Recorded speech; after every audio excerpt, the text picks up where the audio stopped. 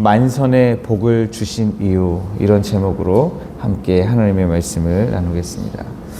누구나 인생을 살면서 좀 성공한 인생, 뭔가 좀 남들보다는 다른 좀 의미 있는 인생, 그렇게 다 살기를 원하죠.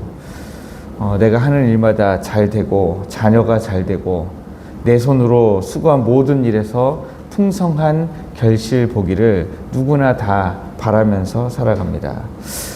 그런데 오늘 본문은 빈 배에서 시작해서 만선으로 끝나는 우리가 그토록 바라던 인생의 결론 같은 거죠. 우리도 이런 것을 꿈꾸고 있으니까요.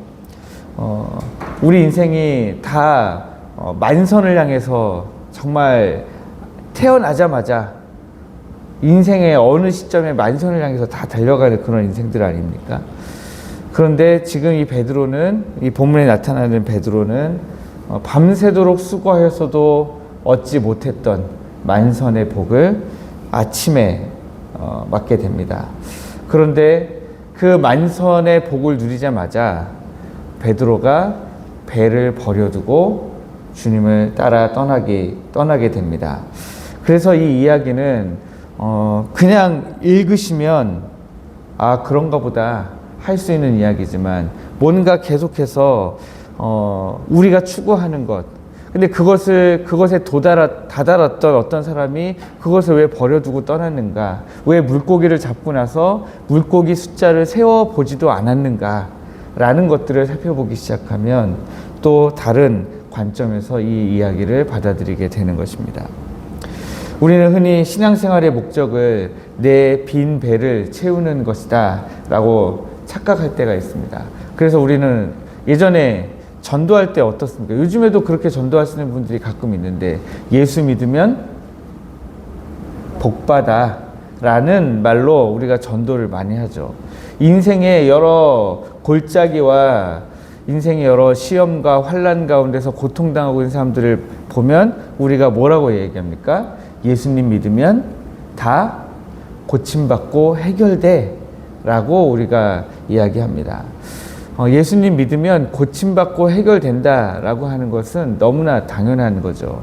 그러나 우리는 이 말을 하면서 마치 예수님이 우리가 믿는 여러 신들 중에 가장 큰 신으로만 생각하고 있을 때가 얼마나 많은지 우리가 볼 수 있는 거죠.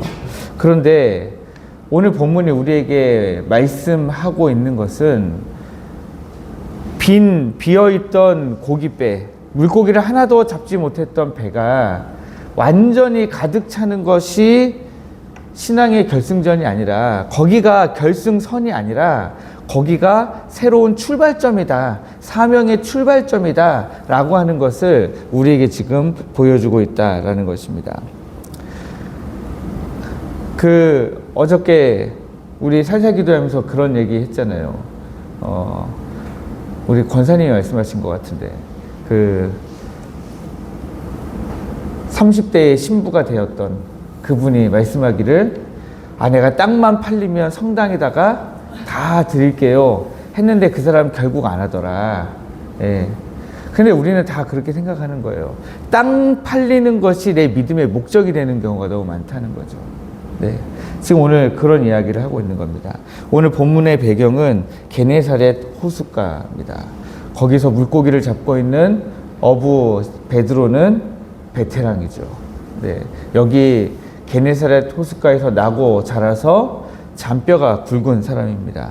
그런 사람이 밤새도록 그물을 던졌는데 물고기를 한 마리도 잡지 못한 채 아침을 맞게 된 겁니다. 제가 생각만 해도 정말 너무 피곤할 것 같아요. 생각만 해도 밤새도록 그물을 던졌는데 그물을 던지고 들어올리고, 그물을 던지고 들어올리고 밤새도록 했는데 물고기를 한 마리도 잡지 못했다. 너무 피곤할 것 같아요. 저도 바다 낚시를 몇 번 가본 적이 있습니다. 저는 낚시를 잘 하지도 못하고 지금도 이 낚시에다가 미끼를 끼는 건 할 수 있는데 이 낚시 바늘을 낚시 줄에다가 꿰는 걸 못 하겠어요. 예. 그런데 제가 거제도에서 사역할 때 담임 목사님이 낚시를 좋아하셔서 바다 낚시를 좋아하셔서 몇 번 따라간 적이 있습니다. 저는 배멀미도 많이 하는 편인데 그 어디선가 뭔가를 막 잔뜩 사시더라고요. 사셔가지고 배를 타고 통통통통통 가면은 무슨 돌섬 같은 데에다가 낚시꾼들을 한 명씩 내려주고 가요. 그럼 저는 저 배가 도대체 언제 돌아올지 너무 궁금하더라고요. 그러면 이제 김밥을 싸갖고 가거든요. 그러면 저는 그냥 낚시에는 관심이 없는 거예요. 예.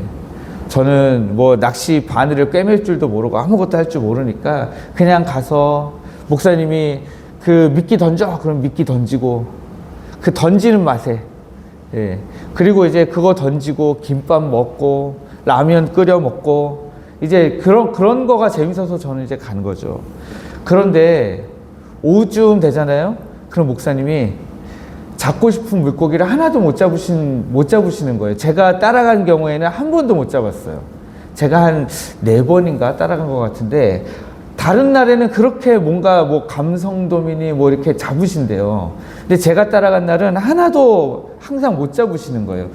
그런데 이제 돌아갈 때가 되잖아요. 그러면 목사님이 그 뜰채 있잖아요. 뜰채를 가져오셔가지고 미끼를 그 앞에다가 막 뿌려요.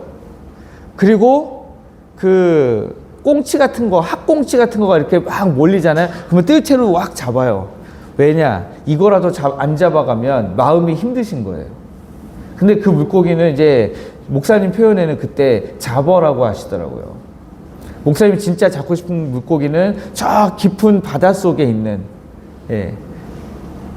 그 잡어라도 안 잡아가면 목사님 마음이 너무 힘드신 거죠. 하루에 목사님 잡고 싶은 물고기를 잡기 위해서 쓴 돈이 다 너무 아까운 상황이 되는 거죠.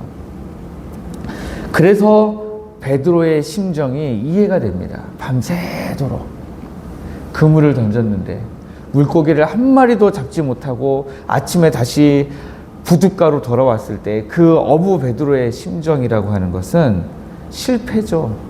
밤새도록 수고했는데 실패한 아침입니다.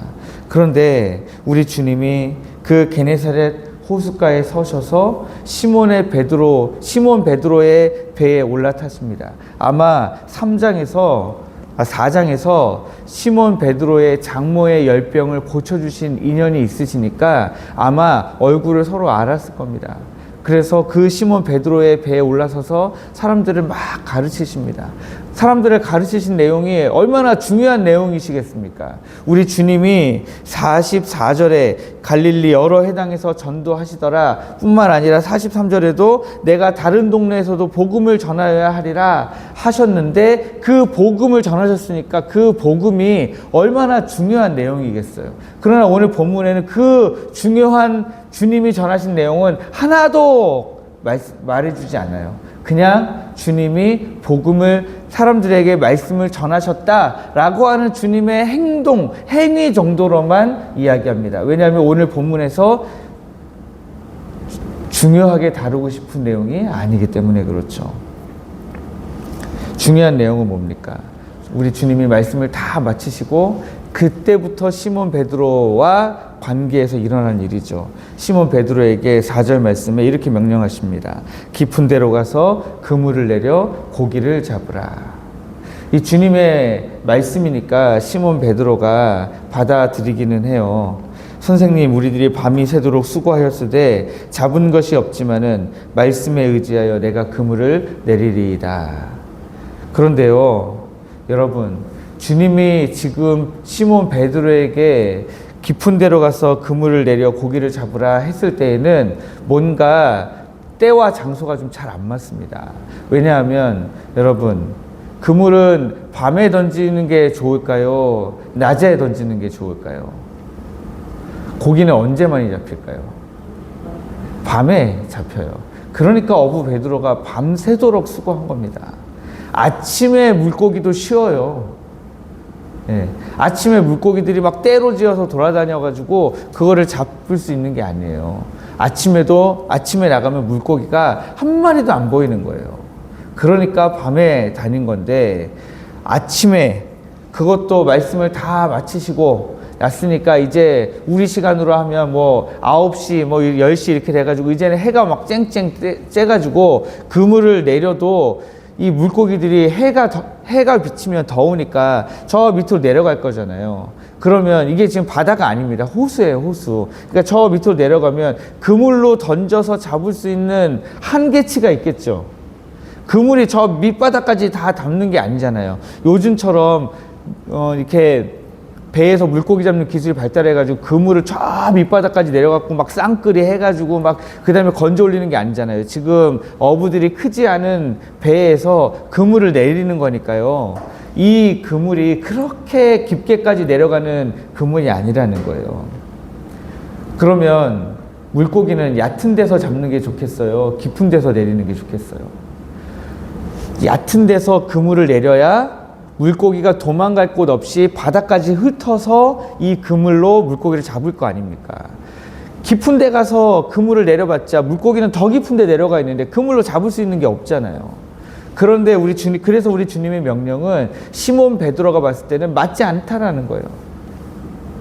밤에 와서 이 이야기를 하셨으면 그래도 아주 기꺼운 마음으로 뭔가 좀 아시는구나 하고 이제 순종할 수 있지만 지금은 그렇지 않다라는 거죠. 베드로의 경험과 예수님의 말씀이 정면으로 충돌하고 있습니다. 그래서 이 시몬 베드로가 5절 말씀에서 예수님을 뭐라고 부릅니까? 선생님 이렇게 부르고 있는 거예요. 여기에 나온 선생님은요, 당시에 헬라어로 보면 이 선생님이라고 하는 호칭은 그냥 존경하는 윗사람이나 지휘관을 부르는 호칭 정도예요. 그러니까 자기 장모님의 열병을 고쳐주셨던 분이니까 그 자기 장모님의 열병을 고쳐주신 선생님이 말씀하시니까 제가 한번 가보기는 가보겠어요. 근데 제가 밤새도록 그물 던졌는데 못 잡았습니다. 그래도 말씀하셨으니까 제가 한번 해보겠습니다. 우리가 그 5절 말씀 가지고 우리가 찬양도 만들어서 부르잖아요. 주의 말씀 의지하여 깊은 곳에 그물 던져. 사실은 요때까지는 믿음으로 지금 행하고 있는 건 아니라는 거예요. 그녀 나에게 내 장모님의 열병을 고쳐주신 존경하는 선생님이 하신 말씀이니까 내가 하는 거지, 하나님 아버지의 말씀으로 의지해서 내가 지금 신뢰함으로 나가겠다라는 표현은 아닌 거죠. 그런데 그 말씀에 의지하여 깊은 곳에 가서 그물을 내렸더니 어떤 일이 일어났습니까? 그물이 찢어지고 두 개의 배가 잠길 정도로 엄청난 고기가 잡혔습니다.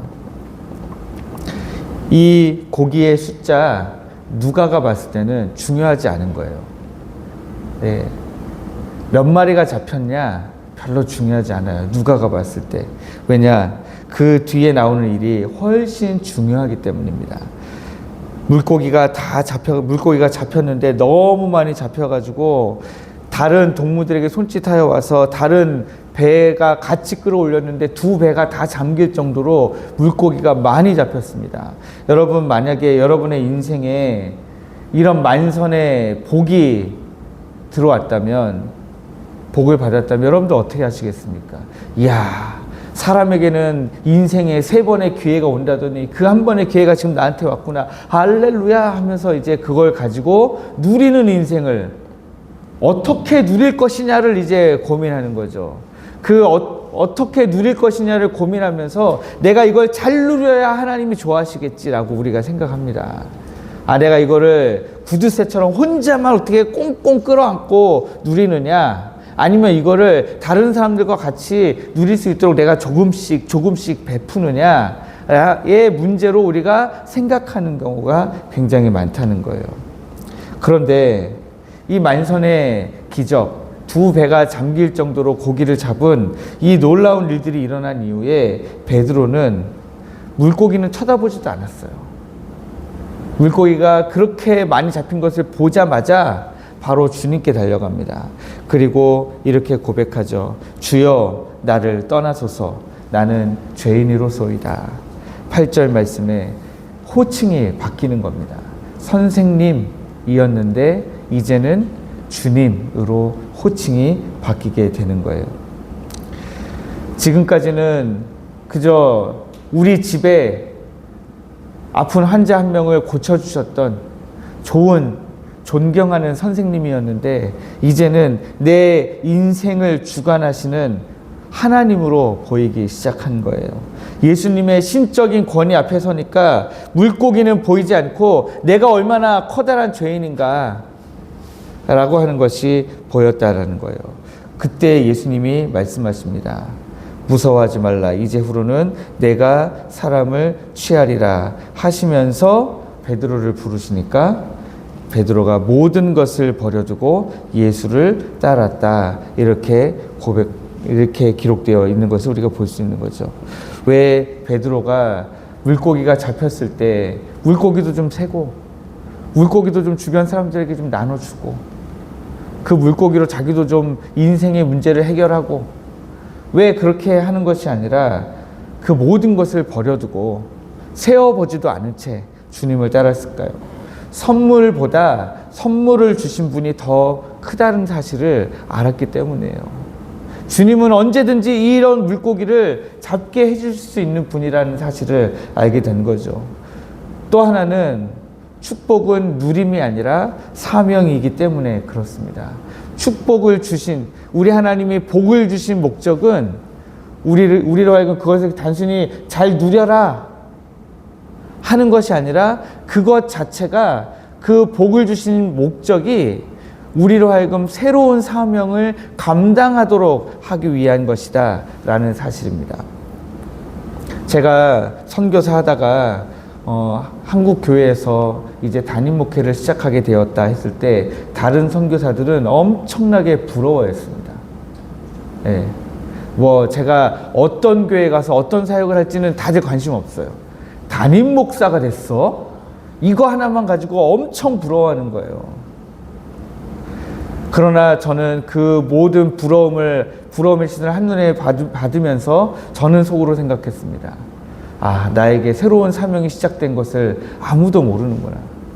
이 새로운 사명의 길에 들어섰다는 사실에 대해서는 다들 관심이 없구나. 담임 목사가 돼서 저 사람이 뭘 누릴까에만 관심이 있구나. 그것이 제가 그 당시에 마지막에 라오스에 나오면서, 아, 이 선교사님은 진짜 사명을 중요하게 생각하는 분이 맞았구나. 저분은 정말 누리는 데에 관심이 많은 분이었구나 라는 것을 판별할 수 있는 아주 좋은 그 리트머스 시험지 같은 그런 것이었습니다. 오늘 하나님은 이 본문을 통해서 우리에게 말씀하시는 겁니다. 우리가 예수 그리스도를 만나기를 원하시는 거죠. 우리가 우리의 인생의 주인 되시는 주님을 만나기를 원하는 것입니다. 그러면 우리 인생에 정말 가득한 것, 내가 이미 다 누리고 있던 것도 다 버려두고 주님을 쫓아갈 수 있게 되는 거죠. 이 주님을 쫓아간다, 모든 것을 버려두고 예수를 따라가는 이 베드로의 모습은 참된 제자도의 모습을 우리에게 보여주고 있는 것입니다. 어떤 사람이 제자가 될 수 있는가라고 하는 거죠. 여러분의 인생이 혹시 여전히 비어 있습니까? 별로 그렇게 염려하시거나 걱정하실 필요 없습니다. 우리 주님을 만나시면 됩니다.